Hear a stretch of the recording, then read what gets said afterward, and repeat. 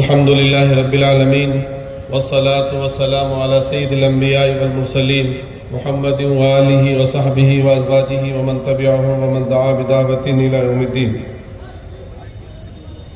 ہم سب کے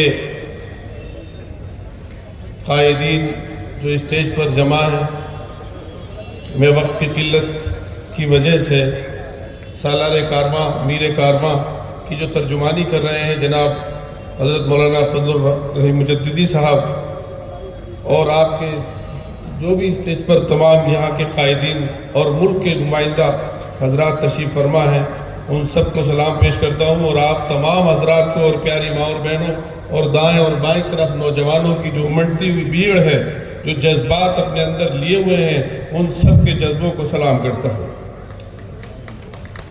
میرے عزیزوں،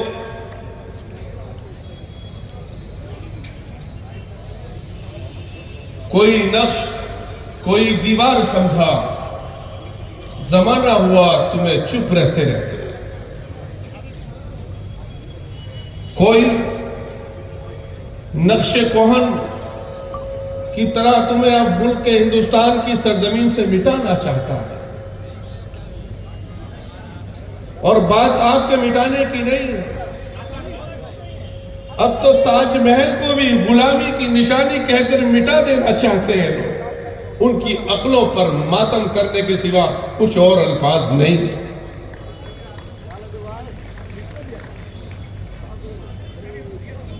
میں اکیلا ایک مدرسے سے فارغ ایک مسجد میں اپنے لیے جھاڑو مارنا اپنے لیے شرف سمجھتا ہوں، اور سب کے لیے شرف کی بات ہے، کیونکہ تمام مساجد کی نسبت خانہ کعبہ سے ہے، اور خانہ کعبہ کے لیے اللہ نے اس کی تاریخ بیان کرتے ہوئے فرمایا ہے کہ ابراہیم اور اسماعیل کو ہم نے حکم دیا تھا ان طہرا بیتی للطائفین والقائمین والرکع السجود. اے ابراہیم اور اسماعیل، میرے گھر کو پاک و صاف رکھو، طواف کرنے والوں کے لیے، قیام کرنے والوں کے لیے، رکوع اور سجدہ کرنے والوں کے لیے. میں ان تمام مؤذنوں کو، تمام ائمہ کرام کو اس عظیم پلیٹ فارم سے یہ خوشخبری سناتا ہوں کہ تمہاری خدمت کی وراثت سیدنا ابراہیم اور اسماعیل تک جا پہنچتی ہے. اپنے عمل کو کم مت سمجھنا.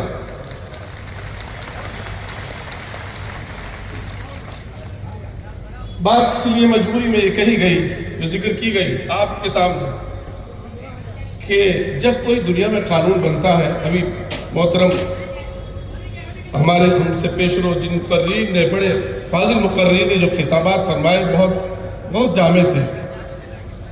دنیا میں جب بھی قوانین بنتے ہیں اور بنائے جاتے رہیں گے تو قانون لانے کا ایک فطری طریقہ ہوتا ہے کہ جو قوانین پہلے سے موجود ہوتے ہیں ان جیسے ملتے جلتے قوانین لائے جاتے ہیں، یا ان سے بہتر لائے جاتے ہیں، سدھار کے لیے لائے جاتے ہیں.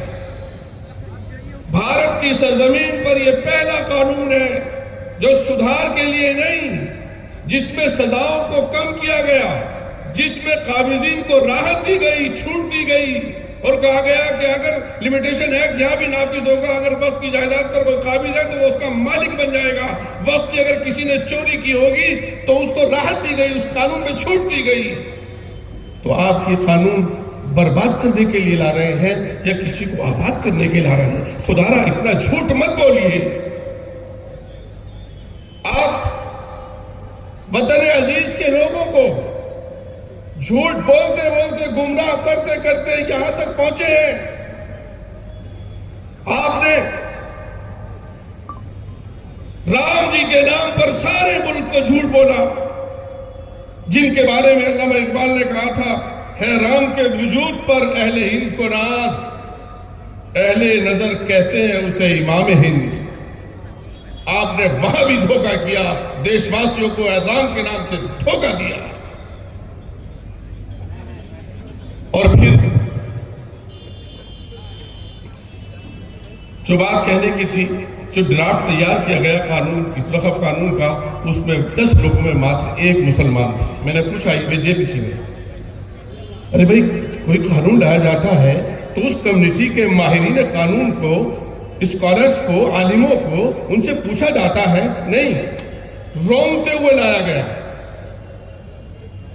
یہاں پر معزز ممبران پارلیمنٹ بیٹھے ہیں،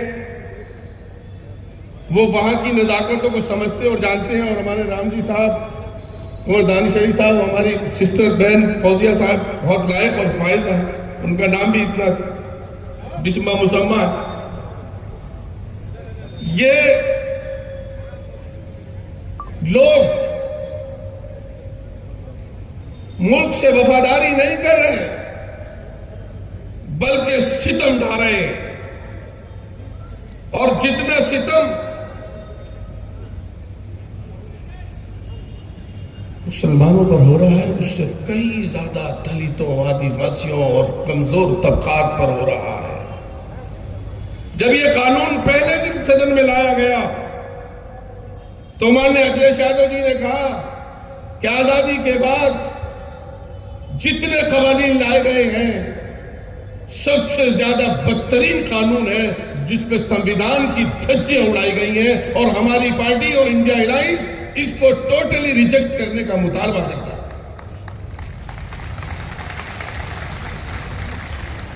ہم نے ایک عرصے سے وطن کی سلامتی کی خاطر، وطن کے احترام کی خاطر نہ جانے کتنے زخم اپنے دل و دماغ پر کھائے ہیں،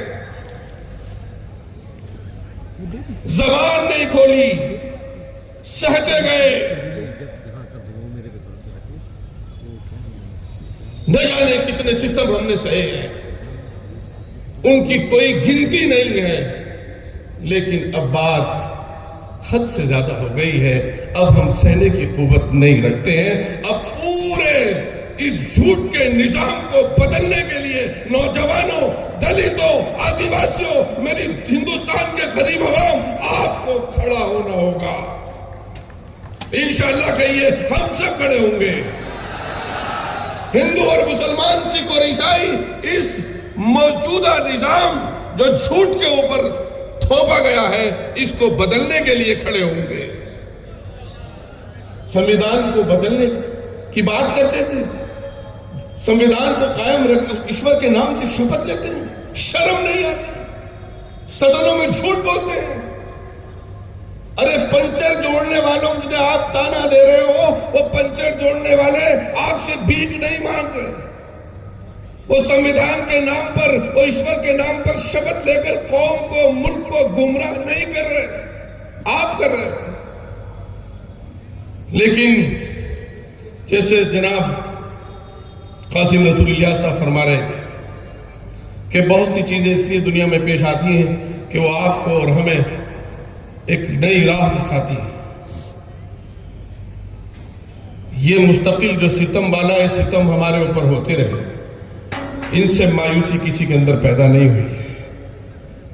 نشیمن پر نشیمن اس قدر تعمیر کرتا جا کہ بجلی گرتے گرتے آپ بیزار ہو جائے۔ ہمارا ہی جگر ہے، ہمارا ہی کلیجہ ہے کہ ہم یہ جانتے ہوئے کہ یہ جھوٹ ہے، یہ واقعہ جھوٹ ہے، پھر بھی سری نگر کی جامع مسجد کا امام میر وائز یہ کہتا ہے، دل سے کہتا ہے کہ لوگوں اٹھو، اپنے ان ہموطن بھائیوں کے لیے جو مظلومانہ قتل کیے گئے ہیں، ان سے سنویدنا کے لیے، ان کے اظہار ہمدردی کے لیے کھڑے ہو جاؤ۔ مسجد میں بھی ان کے لیے دعا کی جاتی ہے، ان کے اہل خاندان کے لیے اظہار ہمدردی کی جاتی ہے۔ میں بھی دعا کرتا ہوں اور آپ سب سے کہتا ہوں، 1 منٹ کے لیے اپنے ان بھائیوں اور خاندان والوں کے لیے جنہوں نے اپنوں کو کھویا ہے، ان کے لیے کھڑے ہو جائیں۔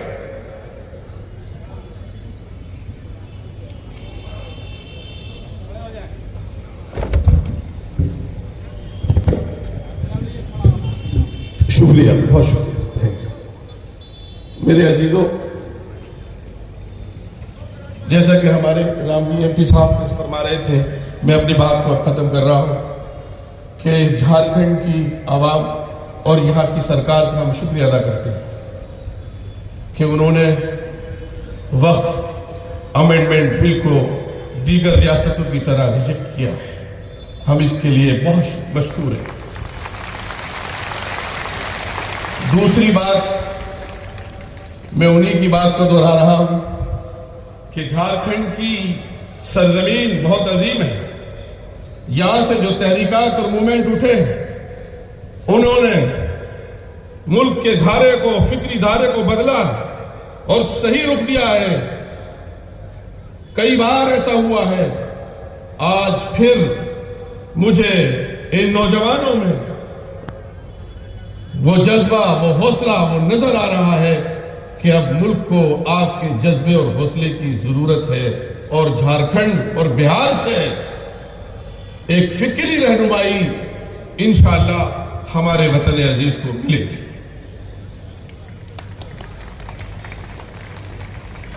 میں آخر میں مسلم پرسنل لا بورڈ کی تمام ذمہ داران اور یہاں پر جتنے لوگ ہیں اور جو داعی ہیں آج کے اس پروگرام کے، ان سب کی خدمت میں بے حد مبارکباد اور شکریہ پیش کرتا ہوں کہ انہوں نے اس خراب موسم کے باوجود بھی یہ ثابت کر دیا کہ ہمارے عزم اور حوصلوں کو موسموں کے اتار چڑھاؤ ہمارے قدم کو نہیں ہلا سکتے، ہمارے عزم کو تبدیل نہیں کر سکتے. اب یہ قانون ظالمانہ جو دھوکے سے لایا گیا ہے، اس کو واپس لینا پڑے گا. ملک کی سلامتی کا یہ عالم ہے کہ لندن کی سڑکوں پر بھارت کے جھنڈے جلائے جاتے ہیں تو وزیر خارجہ کچھ بھی نہیں کر پاتے. ملک کے شہریوں کے ہتھکڑیاں ڈال کر امرتسر کی سرزمین پر پھینکا جاتا ہے. سرکار لاچار ہے. سرکار کہاں پر اپنی دادا گیری اور شجاعت کا مظاہرہ کرتی ہے؟ جہاں کسی اننون بچے کا علی گڑھ میں گزر رہا تھا اور کوئی کسی جھنڈے کو اس نے پڑا ہوا مذہبی سمجھا تو اس کو بے دردی کے ساتھ قتل کر دیا گیا. جتنے لوگ وہاں شہید ہوئے ہیں، جن کی سنویدنا کے لیے آپ کھڑے ہوئے ہیں، اللہ کی قسم اس سے زیادہ لوگ دھرم کا نام لے کر قتل کیے جا چکے ہیں بھارت کی سرزمین پر. میں اس کی مذمت کرتا ہوں اور ایسے بزدلوں کو یہ کہتا ہوں کہ سبق ذرا شجاعت کا پڑھ کر سامنے آؤ. آستین کی طرح، سانپ کی طرح لپٹ کر جیالوں سے مقابلے نہیں ہوتے.